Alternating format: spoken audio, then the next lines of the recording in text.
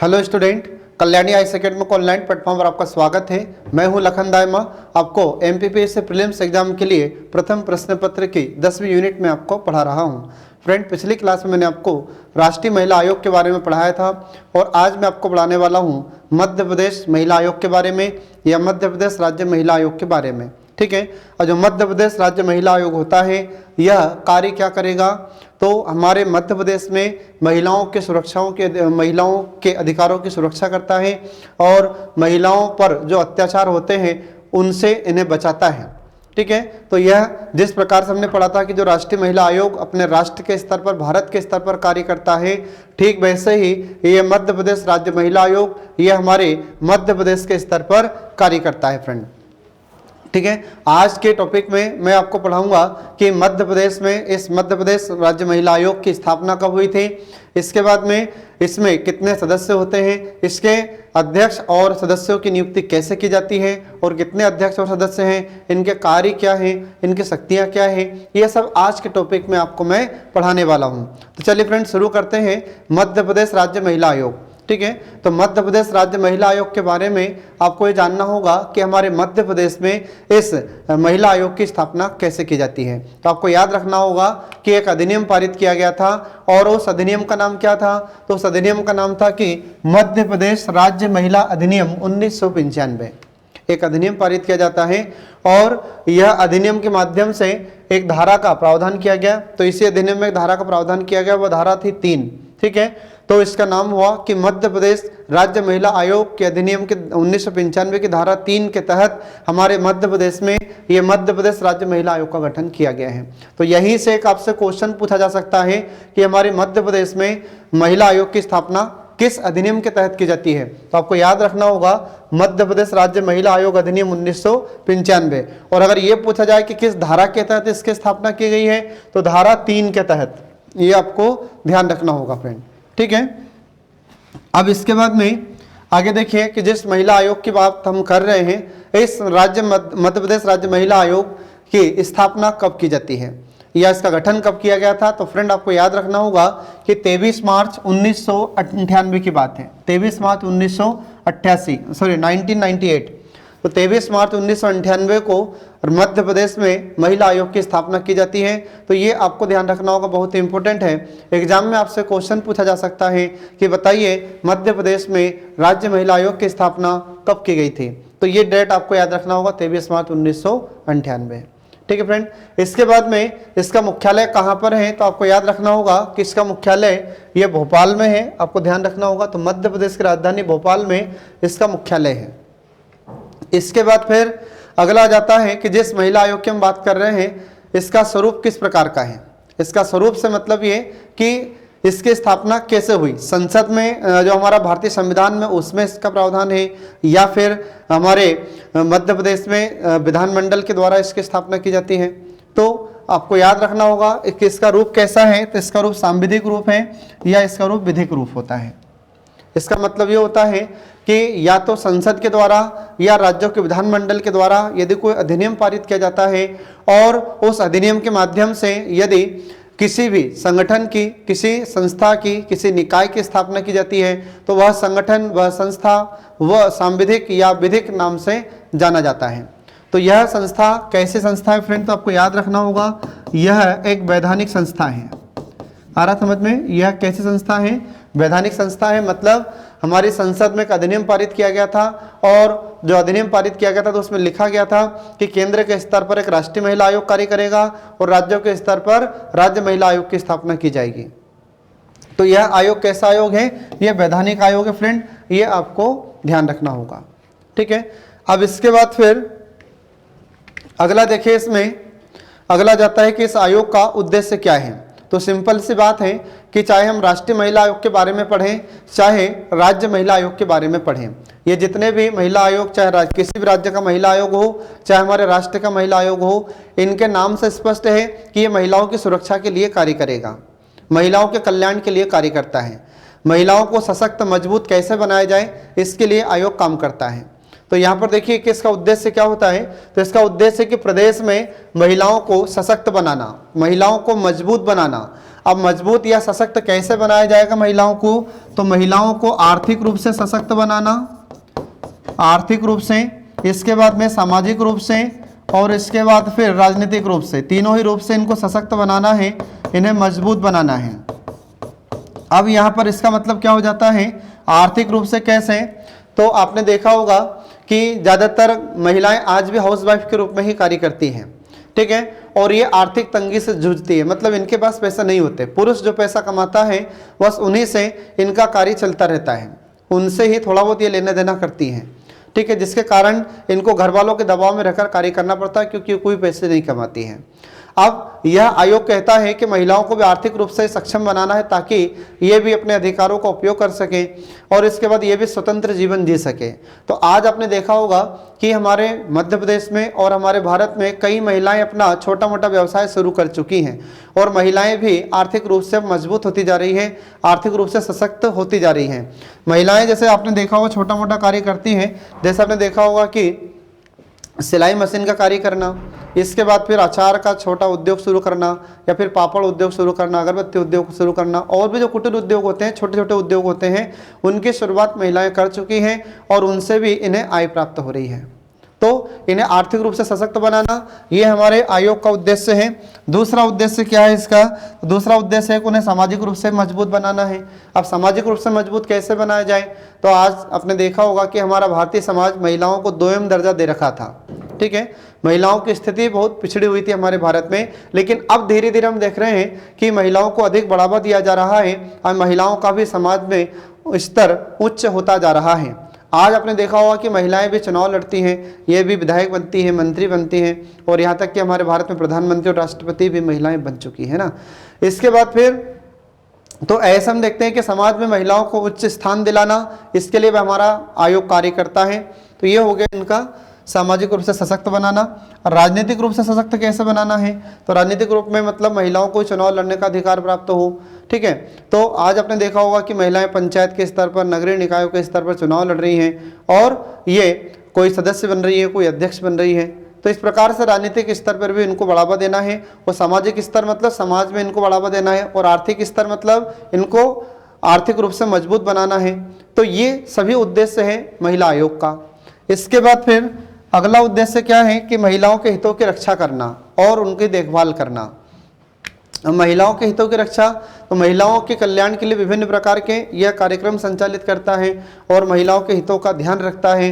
इसके बाद में उनकी सुरक्षा करता है, ठीक है। महिलाओं पर अगर अत्याचार होता है तो उन अत्याचार पर यह कार्रवाई करता है, जो भी अत्याचार करेगा उस व्यक्ति पर यह आयोग कार्रवाई करता है और उन्हें सुरक्षा प्रदान करता है। इसके बाद में जैसे कहीं पर महिला उत्पीड़न का मामला है तो उसकी जांच करता है और महिलाओं को उन्हें उनका अधिकार दिलाता है। अगर महिलाओं से कोई संपत्ति छीनता है तो उन्हें उनका अधिकार दिलाता है। तो कुल मिलाकर बात यह है कि महिलाओं से संबंधित जितने भी मामले होते हैं उन सभी मामलों का निपटारा करने में महत्वपूर्ण भूमिका हमारा मध्य प्रदेश का राज्य महिला आयोग करता है। इसके बाद में इस महिला आयोग में कौन कौन होगा फ्रेंड? तो आपको याद रखना होगा कि इस महिला आयोग में एक अध्यक्ष होगा और सदस्य होंगे। तो ऐसे कुल मिलाकर इसमें 7 सदस्य होते हैं, ठीक है। तो ये 7 कौन कौन होते हैं मैं आपको आगे बताऊंगा। तो इसमें जो अध्यक्ष और सदस्य होते हैं, इसमें अध्यक्ष और सदस्यों के पद के लिए शर्त क्या रखी गई है? तो अध्यक्ष पद के लिए शर्त ये होगी कि जब इन्हें एक बार नियुक्त कर लिया जाएगा तो नियुक्त कौन करेगा? तो इनकी नियुक्ति राज्य सरकार के द्वारा की जाएगी, अध्यक्ष और सदस्य की, ठीक है। तो जो अध्यक्ष और सदस्य को नियुक्त किया जाएगा तो नियुक्ति के बाद में इनके पद में कोई अलाभकारी परिवर्तन नहीं किया जाएगा। अर्थ समझ में इसमें कोई अलाभकारी परिवर्तन नहीं होगा फ्रेंड। कैसे? तो जैसे अध्यक्ष या सदस्य को नियुक्त किया गया तो उसमें ऐसा कोई परिवर्तन नहीं होगा जिससे उनको आर्थिक नुकसान हो, इसे कहा जाता है अलाभकारी परिवर्तन। फिर इसके बाद में अगला जाता है कि जो भी अध्यक्ष या सदस्य बनना चाहता है इस आयोग का, तो उसके लिए योग्यता कौन कौन सी होगी? तो इसके लिए कुछ योग्यताएं होगी, जिसमें पहली योग्यता यहाँ पर ध्यान रखना होगा आपको कि आयोग का जो अध्यक्ष होगा और जो सभी सदस्य हैं तो इनके लिए योग्यता में जैसे सामाजिक कार्यकर्ता होना चाहिए, मतलब समाज का उसे ज्ञान हो कि समाज में कैसे कार्य किया जाता है, क्योंकि महिला आयोग का जो अध्यक्ष या सदस्य होगा या होगी तो ये इनको कार्य कहाँ करना है, समाज के बीच ही कार्य करना है, तो इसलिए सामाजिक ज्ञान इनको होना चाहिए। फिर इसके बाद में इन्हें शिक्षा का ज्ञान होना चाहिए।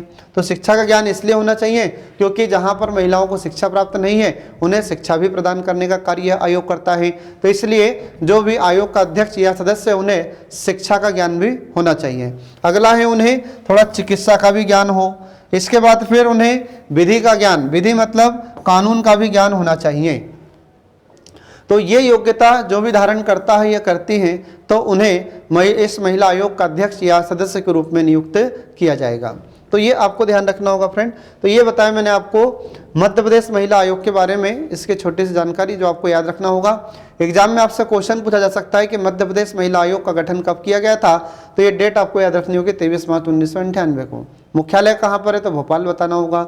इसका स्वरूप किस प्रकार का है, तो ये सांविधिक है, विधिक है, मतलब इसको अधिनियम के द्वारा से स्थापित किया गया है। इसका उद्देश्य क्या है, तो महिलाओं को मजबूत बनाना, आर्थिक रूप से, राजनीतिक रूप से, सामाजिक रूप से मजबूत बनाना और महिलाओं के हितों की ध्यान रक्षा करना है और उनकी देखभाल करना है।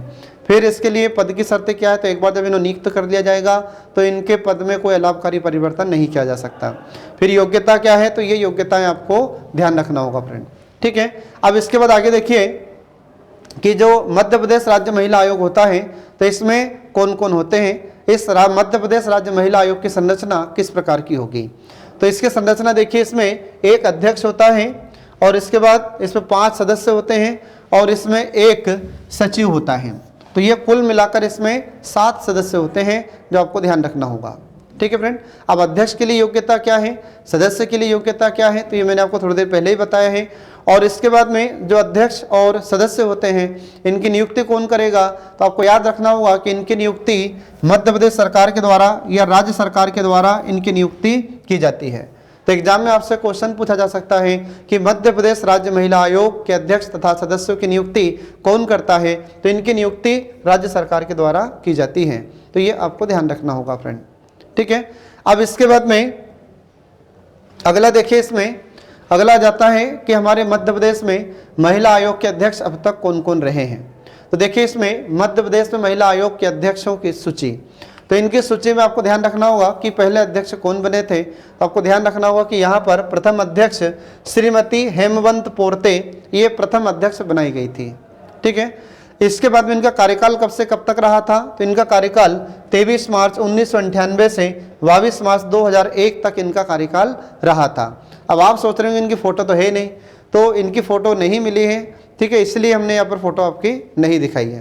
तो इनकी कोई भी उचित फ़ोटो प्राप्त नहीं हो पाई, इसलिए हमने यहाँ पर इनकी फ़ोटो नहीं लगाई है फ्रेंड, जो आपको याद रखना होगा। वह आपको ध्यान रखना है कि एग्जाम में आपसे क्वेश्चन पूछा जा सकता है कि मध्य प्रदेश में महिला आयोग की प्रथम अध्यक्ष कौन थी, तो आपको याद रखना होगा श्रीमती हेमवंत पोर्ते। तो इसमें जो अध्यक्ष होती हैं ये महिलाओं को ही इसका अध्यक्ष बनाया जाता है। इसके बाद देखिए फिर दूसरी अध्यक्ष जो वर्तमान में इसके अध्यक्ष कौन है, तो वर्तमान में अध्यक्ष है शोभा ओझा, ठीक है। तो मध्य प्रदेश राज्य महिला आयोग की जो अध्यक्षा है वर्तमान में, उनका नाम है श्रीमती शोभा ओझा और इनका कार्यकाल 2020 से अभी 2022 तक है, ठीक है। तो ये आपको ध्यान रखना होगा। तो यहाँ पर आप जो तस्वीर देख रहे हैं ये शोभा ओझा जी की है, ये आपको ध्यान रखना है फ्रेंड, ठीक है। अब इसके बाद में अगला जाता है कि जो मध्य प्रदेश महिला आयोग है इसमें अभी तक कौन कौन अध्यक्ष बन चुकी हैं। तो इसमें कुछ महिलाओं के नाम हैं जो मध्य प्रदेश महिला आयोग की अध्यक्ष रही हैं। तो देखिए इस लिस्ट में कुछ नाम है जो आपको ध्यान रखना होगा। तो पहला नाम आता है श्रीमती हेमवंत पोर्ते, ये मध्य प्रदेश महिला आयोग की प्रथम अध्यक्ष थी, जो थोड़ी देर पहले मैंने आपको बताया है। और इसके बाद फिर इस मध्य प्रदेश महिला आयोग की दूसरी अध्यक्ष कौन थी फ्रेंड, उनका नाम ध्यान रखना है श्रीमती सविता इनामदार, ठीक है। इसके बाद फिर तीसरी महिला अध्यक्ष कौन थी, तो आपको याद रखना होगा श्रीमती रेलम चौहान, ये तीसरी महिला अध्यक्ष थी। फिर इसके बाद में अगला जाता है श्रीमती कृष्णकांता तोमर, ये चौथी अध्यक्ष थी इस आयोग की। और फिर इसके बाद में पांचवी अध्यक्षा कौन है, तो श्रीमती उपमा राय और छठवीं श्रीमती लता वानखेड़े और सातवीं अध्यक्ष हैं श्रीमती शोभा ओझा, जो वर्तमान में मध्य प्रदेश महिला आयोग के अध्यक्ष हैं। और यहाँ पर जो आपको हमने तस्वीर दिखाई है इनकी, ठीक है। तो इनमें सभी के वर्ष आपसे नहीं पूछे जाते हैं, आपको बस ये ध्यान रखना होगा कि जो प्रथम महिला अध्यक्ष थी तो वे उनका नाम क्या था और वे कब से कब तक रही थी, ठीक है। तो ये पहले वाली अध्यक्षा का नाम आपको ध्यान रखना है। बाकी जो वर्तमान में है, तो वर्तमान तो आपको ध्यान रखना ही है कि कब से कब तक है, और बाकी फिर सब ये जितनी भी अध्यक्षा हैं इन सभी की लिस्ट, मतलब इन सभी का नाम आपको याद रखना होगा कि कौन कौन इसमें अध्यक्ष रह चुकी हैं। तो एग्जाम में आपसे क्वेश्चन पूछा जा सकता है कि बताइए मध्य प्रदेश महिला आयोग की अध्यक्षा कौन कौन रही हैं। तो अगर आपसे क्वेश्चन पूछे कि निम्नलिखित में से कौन महिला आयोग के अध्यक्ष नहीं रही है, तो नहीं रही है इसका मतलब क्या होगा कि 3 इनमें से नाम होंगे, बाकी और एक नाम ऐसा होगा जो नहीं होगी। अगर ऐसा पूछा जाए कि मध्य प्रदेश महिला आयोग के अध्यक्ष निम्नलिखित में से कौन है, तो कौन है, तो मतलब 3 नहीं होंगे और 1 है। ठीक है, तो ये इनके नाम आपको याद रखना होगा। अब इसके बाद देखिए आगे, अगला देखिए इसमें कि इनका कार्यकाल कितना होता है। तो मध्य प्रदेश महिला आयोग के जो अध्यक्ष और सदस्य होते हैं इनका कार्यकाल 3 वर्ष होता है, ये आपको ध्यान रखना होगा फ्रेंड। कितने वर्ष? 3 वर्ष। अब इसके बाद में यदि ये अध्यक्ष या सदस्य अपना कार्यकाल पूरा होने से पहले भी यदि अपना इस्तीफा देना चाहते हैं या अपना त्यागपत्र देना चाहते हैं तो ये अपना त्यागपत्र दे सकते हैं। तो ये त्यागपत्र किसको देंगे? तो ये हमारी राज्य सरकार को अपना त्यागपत्र दे सकते हैं। आ रहा समझ में? तो जो भी अध्यक्ष हैं या जो भी सदस्य हैं, तो यदि ये अपने कार्यकाल पूरा होने से पहले भी यदि अपना त्यागपत्र देना चाहें तो ये मध्य प्रदेश सरकार को अपना त्यागपत्र देंगे और अपने पद से मुक्त हो सकते हैं। ये आपको ध्यान रखना होगा फ्रेंड। तो एग्जाम में आपसे क्वेश्चन ये पूछा जा सकता है कि बताइए हमारे मध्य प्रदेश में महिला आयोग के अध्यक्ष या सदस्य को अपने पद से मुक्त होना है तो ये अपना इस्तीफा किसे देंगे, तो ये आपको ध्यान रखना है।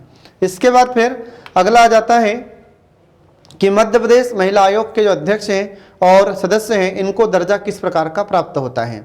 तो मध्य प्रदेश में महिला आयोग के जो अध्यक्ष होते हैं उन्हें कैबिनेट मंत्री का दर्जा प्राप्त होता है। कौन से मंत्री का? कैबिनेट मंत्री का दर्जा प्राप्त होता है। और कैबिनेट मंत्री का मतलब होता है कि ये मंत्री अपने विभाग के स्वयं अध्यक्ष होते हैं। अपने विभाग से संबंधित इन्हें यदि कोई निर्णय लेना है तो ये निर्णय लेने के लिए स्वतंत्र होते हैं। फिर इसके बाद में जो सदस्य होते हैं तो ये सदस्य कौन होते हैं? ये राज्य मंत्री होते हैं। कौन होते हैं? ये राज्य मंत्री होते हैं। ठीक है, और राज्य मंत्री का मतलब क्या होता है? तो कैबिनेट मंत्री होते हैं। कैबिनेट मंत्री के नियंत्रण में रहकर ये राज्य मंत्री कार्य करते हैं और जो पद कैबिनेट मंत्री के पास होता है वही पद, मतलब वही विभाग ये राज्य मंत्रियों के पास भी होता है। तो कैबिनेट मंत्रियों की सहायता के लिए राज्य मंत्रियों की व्यवस्था की जाती है। तो जो सदस्य होते हैं इन्हें राज्य मंत्री का दर्जा प्राप्त होता है और जो कैबिनेट मंत्री होते हैं इनका दर्जा अध्यक्ष को प्राप्त होता है। ये आपको ध्यान रखना पड़ेगा फ्रेंड। तो एग्जाम में अगर आपसे क्वेश्चन पूछा जाए कि मध्य प्रदेश में जो महिला आयोग के अध्यक्ष हैं इन्हें किस प्रकार के मंत्री का दर्जा प्राप्त होता है, तो आपको याद रखना होगा कैबिनेट मंत्री का दर्जा इन्हें प्राप्त होता है। ठीक है, अब इसके बाद में अगला देखिए इसमें कि इन्हें हटाया किस प्रकार से जाएगा और इनको हटाने का आधार क्या होगा। ठीक है, तो इनका हटाने का आधार क्या है? तो हटाने का आधार ये है पहला कि जब ये दिवालिया हो जाए। क्या हो जाए? दिवालिया। अब दिवालिया का मतलब क्या होता है कि जब ये बैंक करप्ट हो जाए।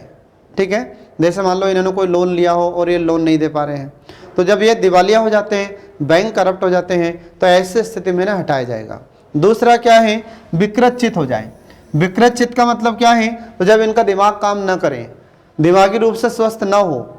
आ रहा समझ में? तो जब इनका दिमाग काम न करे, दिमाग से स्वस्थ न हो, तो ऐसे स्थिति में भी इन्हें हटा दिया जाता है।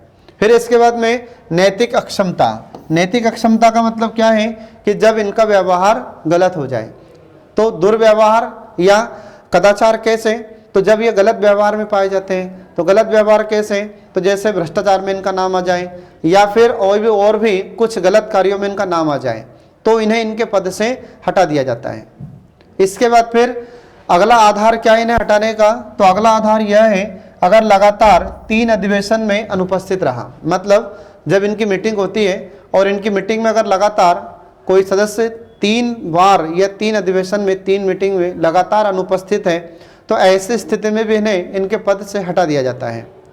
और इनको हटाएगा कौन? तो आपको याद रखना होगा कि इनको हटाने का अधिकार राज्य सरकार को दिया गया है और राज्य सरकार इन्हें इनके पद से हटा सकती है। तो ये हटाने का आधार मैंने आपको बताया फ्रेंड, ये आपको ध्यान रखना होगा। इसके बाद फिर अगला आ जाता है कि इन्हें वेतन एवं भत्ते कैसे प्राप्त होते हैं। तो मध्य प्रदेश महिला आयोग के जो अध्यक्ष और सदस्य होती हैं तो इन्हें वेतन हमारी मध्य प्रदेश सरकार की ओर से इन्हें प्रदान किया जाता है। तो मध्य प्रदेश सरकार इन्हें कैसे प्रदान करेगी, तो मध्य प्रदेश राज्य महिला आयोग के अध्यक्ष और जो सदस्य होते हैं तथा इसके जितने भी कर्मचारी होते हैं, इन सभी कर्मचारियों के वेतन, भत्ते, पेंशन आदि ये सब हमारी राज्य सरकार के द्वारा दिए जाते हैं और राज्य सरकार इन्हें निर्धारित भी करती है। और हमारी राज्य सरकार इनके वेतन भत्ते राज्य सरकार के द्वारा अनुदान में से दिया जाता है। तो जो भी हमारी मध्य प्रदेश सरकार को अनुदान प्राप्त होता है उस अनुदान में से ये हमारी मध्य प्रदेश सरकार इन्हें वेतन भत्ते प्रदान करती है। तो ये आपको ध्यान रखना पड़ेगा फ्रेंड। एग्जाम में अगर आपसे क्वेश्चन पूछा जाए कि बताइए इन्हें वेतन कौन देता है, तो इन्हें वेतन हमारी राज्य सरकार देती है। और राज्य सरकार कैसे देती है, तो जो अनुदान की राशि होती है उस अनुदान की राशि में से इस अध्यक्ष और सदस्यों को तथा कर्मचारियों को वेतन दिया जाता है। ठीक है फ्रेंड, तो ये आपको ध्यान रखना होगा। अब इसके बाद देखिए अगला आ जाता है कि मध्य प्रदेश महिला आयोग के कार्य क्या हैं। तो मध्य प्रदेश राज्य महिला आयोग के कुछ कार्य हैं। तो आप लोग को बताया था मैंने कि जिस प्रकार से राष्ट्रीय महिला आयोग हमारे राष्ट्र के स्तर पर, हमारे भारत के स्तर पर कार्य करता है और उसके कुछ कार्य होते हैं, तो ठीक ऐसे ही कार्य मध्य प्रदेश महिला आयोग के कार्य भी होते हैं मध्य प्रदेश के स्तर पर। ठीक है, तो अब देखिए इसके कुछ महत्वपूर्ण कार्य हैं। तो महत्वपूर्ण कार्यों में पहला कार्य यह है कि प्रदेश में महिलाओं को सशक्त बनाना। तो सशक्त मतलब उनको मजबूत बनाना है। तो मजबूत कैसे बनाया जाएगा, तो आर्थिक रूप से, राजनीतिक रूप से और सामाजिक रूप से उन्हें मजबूत बनाना है। अब आर्थिक, राजनीतिक और सामाजिक का अर्थ क्या है, तो ये थोड़ी देर पहले ही मैं आपको बता चुका हूँ। इसके बाद फिर अगला आ जाता है महिलाओं के हितों की देखभाल करना है, महिला के हितों की रक्षा करना है, महिलाओं के कल्याण के लिए कार्य करना है। ये हमारे मध्य प्रदेश महिला आयोग का कार्य होता है। इसके बाद फिर अगला आ जाता है कि महिलाओं के प्रति भेदभाव अगर कोई होता है तो उन भेदभाव को दूर करने का प्रयास करता है। अब भेदभाव कैसे, तो आपने देखा होगा कि जैसे समाज में महिलाओं के साथ भेदभाव होता है, तो भेदभाव कैसे, ऐसे लिंग की समस्या, लिंग भेदभाव की समस्या होती है। अब लिंग भेदभाव की समस्या कैसे, तो आपने देखा होगा कि लड़कियों को कम बढ़ावा दिया जाता है और लड़कों को अधिक बढ़ावा दिया जाता है। मतलब अगर मान लो किसी घर में लड़कियां हैं 2-3 और एक लड़का है, तो लड़के को अच्छे स्कूल में पढ़ाया जाता है और लड़कियों को सरकारी स्कूल में पढ़ाएंगे। इसके बाद में जैसे खाने पीने की अगर सामग्री है तो ये लड़कों को अधिक दी जाती है और लड़कियों को कम दी जाती है। ये ऐसी समस्या अभी भी हमारे भारत में कुछ ग्रामीण क्षेत्रों में बनी हुई है। ठीक है, तो ऐसे अगर कोई लिंग भेदभाव की समस्या है तो ऐसी समस्या को दूर करना है और इसके बाद में महिलाओं की स्थिति में सुधार करना है। ठीक है, तो महिलाओं की स्थिति में सुधार करने के लिए कुछ प्रावधान करता है और इसके लिए आयोग पहल भी करेगा और हमारी सरकार को सुझाव देगा कि महिलाओं की स्थिति में सुधार कैसे हो, इन्हें कैसे सशक्त बनाया जाए। इसके लिए यह आयोग सिफारिश करता है हमारी राज्य सरकार को। इसके बाद फिर अगला इसका कार्य है कि महिलाओं की गरिमा की रक्षा करना, उनके सम्मान की सुरक्षा करना। तो हमारे भारत में प्रत्येक नागरिक को गरिमा में जीवन देने का अधिकार हमारा संविधान देता है और हमारा मध्य प्रदेश महिला आयोग भी यही कार्य करता है कि महिलाओं की गरिमा की रक्षा करता है, मतलब उनकी प्रतिष्ठा, उनके सम्मान की रक्षा करता है। इसके बाद में हर क्षेत्र में ये अपना कार्य कर सके, मतलब हर क्षेत्र में विकास के लिए अग्रसर हो महिलाएं भी, इसके लिए भी आयोग हमारा कार्य करता है। हर क्षेत्र में महिलाओं का विकास हो और विकास के लिए इन्हें समान अधिकार दिलाने की सिफारिश भी यह आयोग करता है। तो आज हम देख रहे हैं कि जो कार्य पुरुष करते हैं तो वही कार्य महिलाएं भी कर सकती हैं और हर क्षेत्र में इस आयोग के द्वारा महिलाओं को बढ़ावा दिया जा रहा है ताकि महिलाओं का भी उचित विकास हो। इसके बाद में अगला जाता है कि महिलाओं पर होने वाले जो अत्याचार होते हैं उनसे उन्हें सुरक्षा प्रदान करना और उस अत्याचार पर, जो व्यक्ति अत्याचार कर रहा है उस पर तुरंत कार्रवाई करना। अगर महिलाओं पर, महिलाओं के खिलाफ में या महिलाओं के साथ जो भी अपराध होते हैं और तो इन अपराधों की जांच पड़ताल करना है और जिसने अपराध किया है महिलाओं के खिलाफ उस पर तुरंत कार्रवाई करने का कार्य भी हमारा आयोग करता है। ये आपको ध्यान रखना होगा फ्रेंड। इसके बाद फिर अगला इसका कार्य होता है कि आयोग को सतर्क जांचकर्ता, परीक्षणकर्ता और प्रेक्षक का दर्जा प्राप्त भी है। अगर महिलाओं से संबंधित कोई भी मामला है या महिलाओं से संबंधित कोई मुद्दा है या कोई अत्याचार का मामला है या कोई अपराध का मामला है या फिर महिलाओं के साथ कोई छेड़छाड़ का मामला है या बलात्कार का मामला है या अन्य और कोई जो भी मामला है, ठीक है, तो इन जितने भी मामले हैं महिलाओं के खिलाफ में तो इन मामलों की जांच करता है। और इसके बाद में अगर कहीं पर परीक्षण करने की आवश्यकता है, किसी प्रकार का कोई स्थान या कोई क्षेत्र है, तो वहाँ पर भी उसका परीक्षण भी यह आयोग कर सकता है और जांच पड़ताल कर सकता है और समय समय पर उसका अवलोकन भी कर सकता है। यह आयोग कार्य करता है। इसके बाद फिर अगला देखिए, इसमें अगला कार्य क्या है हमारे आयोग का? तो अगला कार्य इसका यह है कि संवैधानिक एवं विधिक संरक्षणों की नियमित समीक्षा करते रहना। इसका मतलब ये है कि हमारे भारतीय संविधान में, ठीक है, तो भारतीय संवैधानिक मतलब क्या है? संविधान में, ठीक है। और इसके बाद फिर यहाँ पर जो विधिक शब्द है, मतलब कि हमारे भारत के जो अधिनियम हैं, ठीक है, तो महिलाओं की सुरक्षा के लिए हमारी भारत सरकार ने कई अधिनियम बनवाए हैं। तो ये जो अधिनियम है और भारतीय संविधान में जहाँ पर इनको सुरक्षा प्रदान करने के लिए प्रावधान किए गए हैं, तो ये जो प्रावधान है, ठीक है, इन प्रावधानों की समय समय पर समीक्षा करना है, उसकी जांच करना है कि जो प्रावधान किए गए थे वर्तमान में प्रासंगिक हो रहे हैं या नहीं हो रहे हैं, और यदि इनमें कोई सुझाव की आवश्यकता है तो हमारा आयोग सुझाव के लिए भी सिफारिश देता है। इसके बाद फिर अगला आ जाता है, तो अगला इसका कार्य यह है कि कल्याणकारी कार्यक्रमों में और योजनाओं का प्रचार प्रसार करना। तो जो कल्याणकारी कार्यक्रम होते हैं उनमें अग्रणी भूमिका हमारा आयोग निभाता है। और इसके बाद में जो योजनाएं होती है सरकार की, तो सरकार की जितनी भी कल्याणकारी योजनाएं जो महिलाओं के कल्याण से जुड़ी हुई है, सरकार का ऐसा कोई कार्यक्रम जो कल्याण मतलब महिलाओं के कल्याण से जुड़ा हुआ है, तो ऐसे कार्यक्रम, ऐसे योजनाओं का प्रचार प्रसार खुद महिला आयोग करता है और इसको बढ़ावा भी देता है, ताकि महिलाओं का उत्थान हो सके, महिलाओं का विकास हो सके, महिलाओं के जीवन में उन्नति हो सके और वो आर्थिक रूप से, सामाजिक रूप से, राजनीतिक रूप से सशक्त हो सके। इसके बाद फिर अगला आ जाता है कि शिक्षा एवं स्वावलंबन कार्यक्रम को बढ़ावा देना। तो अगर शैक्षणिक कोई कार्यक्रम है, अगर महिलाओं को आत्मनिर्भर बनाने का कोई कार्यक्रम है, स्वावलंबन मतलब खुद पर आत्मनिर्भर बनाने संबंधी अगर कोई कार्यक्रम है सरकार का, तो सरकार के इस स्वावलंबी कार्यक्रम को या शैक्षणिक कार्यक्रम को जो महिलाओं से जुड़ा हुआ है, तो उसे भी यह आयोग बढ़ावा देता है। तो महिलाओं में कुल मिलाकर शिक्षा को बढ़ावा देना और महिलाओं को आत्मनिर्भर बनाने की बात भी यह आयोग करता है। इसके बाद फिर अगला इसका कार्य यह है कि राज्य सरकार के समक्ष वार्षिक प्रतिवेदन देना, वार्षिक रिपोर्ट देना। तो हमारा राज्य महिला आयोग हमारी मध्य प्रदेश सरकार को, राज्य सरकार को एक अपनी वार्षिक रिपोर्ट भी देता है। और यह वार्षिक रिपोर्ट किससे संबंधित होती है? तो यह वार्षिक रिपोर्ट महिलाओं के कल्याण के बारे में जुड़े रहती है, या महिलाओं का कल्याण कैसा होगा, महिलाओं की सुरक्षा और कैसे की जाए, तो इन सभी पर हमारा आयोग एक रिपोर्ट देता है और यह रिपोर्ट राज्य सरकार को दी जाती है, जो आपको ध्यान रखना होगा फ्रेंड। इसके बाद फिर अगला कार्य इसका क्या है? तो हमारे मध्य प्रदेश में या राज्य में जो उत्पीड़ित महिलाएं होती हैं, मतलब जो पीड़ा, जो भी उन पर अत्याचार किया जाता है और उस पीड़ा के शिकार होती हैं, तो इन्हें प्रताड़ित महिलाओं को, तो प्रताड़ित मतलब जब इन्हें मानसिक रूप से प्रताड़ित किया जाता है या शारीरिक रूप से इन्हें प्रताड़ित किया जाता है या इनके साथ मारपीट की जाती है, तो ऐसी महिलाओं की सुरक्षा करना, ठीक है, तो इनका संरक्षण करना, इन्हें सुरक्षा प्रदान करना, इसके लिए भी यह आयोग कार्य करता है। इसके बाद फिर जो परित्यक्त महिलाएं होती हैं, मतलब जिन्हें घर से निकाल दिया जाता है, तो ऐसी महिलाओं के लिए हमारा आयोग एक आवास की व्यवस्था भी करता है, इनके पुनर्वास की व्यवस्था करता है। इसके बाद में कुछ जो प्रताड़ित लड़कियां होती हैं जो स्कूल पढ़ रही हैं और मान लो उनके लिए रहने का कोई स्थान नहीं है, तो ऐसी प्रताड़ित, ऐसी निर्वासित लड़कियों के लिए छात्रावास की भी सुविधा प्रदान करता है हमारा आयोग। इसके बाद में कई बार आपने देखा होगा कि कुछ महिलाएं होती हैं जो बलात्कार की शिकार हो जाती हैं और इन महिलाओं को फिर समाज स्वीकार नहीं करता, तो ऐसी महिलाओं को हमारा आयोग एक पुनर्वास की व्यवस्था भी करता है और उन्हें आर्थिक रूप से सशक्त बनाने के लिए उन्हें रोजगार भी प्रदान करता है। ठीक है फ्रेंड। इसके बाद में और भी कई कल्याणकारी कार्यक्रम हमारा आयोग करता है।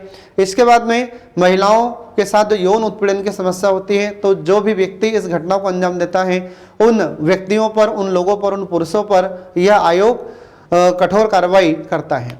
इसके बाद फिर अगला कार्य इसका क्या होगा? अगला कार्य इसका यह है कि यह आयोग ऐसा अधिकार पूर्ण निकाय है जिसकी सिफारिशों को सरकार अनदेखा नहीं कर सकती। तो यह आयोग जब भी हमारी सरकार को सिफारिशें देगा तो हमारी सरकार इसके सिफारिश को जरूर मानती, भले ही पूरी सिफारिश ना माने, लेकिन कुछ सिफारिशें सरकार को माननी ही पड़ती है। आ रहा समझ में? अब इसके बाद में अगला जाता है कि यह महिलाओं के मित्र के रूप में, शिक्षक के रूप में, शुभ चिंतक के रूप में और संकल्पशील और परामर्शदाता के रूप में कार्य करता है। तो हमारा जो मध्य प्रदेश महिला आयोग होता है, तो यह महिला आयोग महिलाओं के लिए एक मित्र के रूप में कार्य करता है। यदि महिलाओं को कोई समस्या है तो यह आयोग उनकी समस्या का समाधान करता है। तो एक मित्र के रूप में, एज ए फ्रेंड के रूप में यह आयोग काम करता है महिलाओं के लिए। फिर इसके बाद एक शिक्षक के रूप में, तो महिलाओं को अच्छी शिक्षा देने का भी यह आयोग कार्य करता है। ठीक है, इसके बाद फिर शुभचिंतक के रूप में, तो शुभचिंतक मतलब महिलाओं के यह हितैषी के रूप में कार्य करता है। महिलाओं का कल्याण कैसे है इसके बारे में इस आयोग को फिक्र रहती है। महिलाओं का और कल्याण कैसे हो और उन्हें और ज़्यादा से ज़्यादा अधिकार कैसे प्राप्त हो, इसके लिए आयोग निरंतर कार्य करता है। इसलिए राष्ट्रीय महिला आयोग को महिलाओं का शुभचिंतक भी कहते हैं। इसके बाद फिर यह संकल्पशील होता है, मतलब महिलाओं के कल्याण के लिए यह प्रतिबद्ध है या संकल्पशील है। फिर इसके बाद में महिलाओं के लिए परामर्शदाता के रूप में भी कार्य करता है। परामर्शदाता का मतलब क्या होगा कि महिलाओं को समय पर यह उचित सलाह देता है यह आयोग, जो आपको ध्यान रखना होगा पड़ेगा फ्रेंड। तो ये सभी मध्य प्रदेश राज्य महिला आयोग के कार्य हैं जो आपको ध्यान रखना होगा। तो एग्जाम में आपसे क्वेश्चन यदि पूछे कि मध्य प्रदेश राज्य महिला आयोग के कार्य क्या है, तो ये सारे कार्य मैंने आपको बताए हैं फ्रेंड, जो आपको ध्यान रखना होगा। अब इसके बाद में अगला जाता है मध्य प्रदेश महिला आयोग की शक्तियाँ। तो जब महिला आयोग की हम बात कर रहे हैं तो इसे कुछ शक्तियां प्रदान की गई है। तो देखिए इसके कौन कौन सी शक्तियां होती हैं। तो इस आयोग की पहली शक्ति यह होती है कि आयोग को समन जारी करने का अधिकार प्राप्त होता है। यह समन का मतलब क्या होता है, तो समन का मतलब होता है फ्रेंड बुलावा पत्र। क्या होता है ये बुलावा पत्र। अब ये बुलावा पत्र का मतलब क्या हो जाता है, तो महिलाओं के खिलाफ जब कोई भी अत्याचार होता है और जो भी दोषी होता है उस दोषी को हमारा आयोग बुला सकता है और उससे सवाल जवाब कर सकता है। तो जो भी दोषी व्यक्ति है राज्य के अंदर, चाहे कोई अधिकारी हो, कर्मचारी हो या कोई भी व्यक्ति हो, तो उसे यह समन जारी कर सकता है, मतलब बुलावा पत्र भेज सकता है और उसको बुलाकर उससे सवाल जवाब भी यह आयोग कर सकता है। ठीक है फ्रेंड। इसके बाद में जिस व्यक्ति को दोषी पाया गया है उस दोषी को या उस व्यक्ति को इसके कार्यालय में उपस्थित होने के लिए भी यह आयोग आदेश देता है। और इस प्रकार से हम कहें तो यह आयोग के पास एक सिविल अधिकार भी होते हैं या सिविल न्यायालय की शक्ति भी इस आयोग के पास होती है। तो सिविल न्यायालय का मतलब क्या है, तो सिविल न्यायालय का मतलब होता है कि यह आयोग आदेश दे सकता है कि जो भी दोषी व्यक्ति है उसे उपस्थित होना पड़ेगा। तो किसी भी व्यक्ति से, किसी अधिकारी से, किसी कर्मचारी से यह आयोग उसे बुलाकर उससे सवाल जवाब कर सकता है। इसलिए इसे सिविल न्यायालय हम कहते हैं और इसी कारण से कहा जाता है कि इसे सिविल न्यायालय की शक्ति भी प्राप्त है।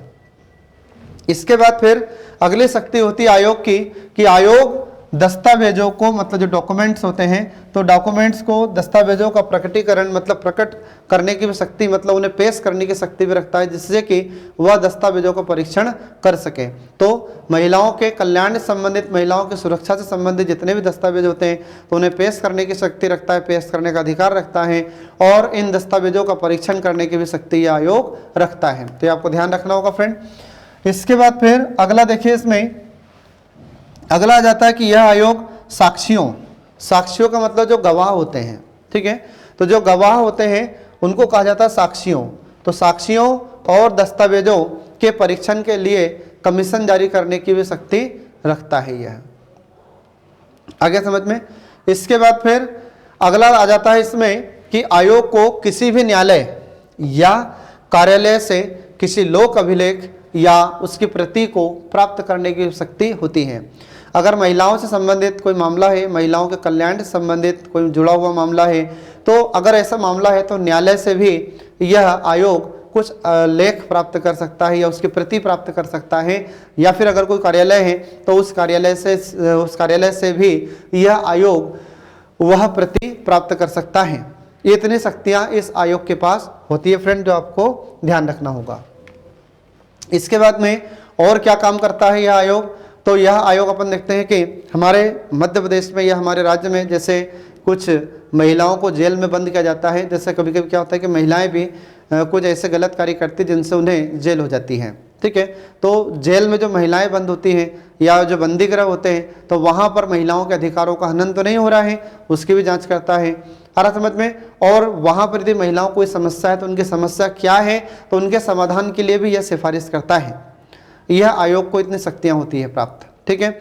इसके अलावा और भी कुछ स्थान होते हैं जहाँ पर महिलाओं को रखा जाता है बंदी बनाकर, तो उसका दौरा यह आयोग कर सकता है।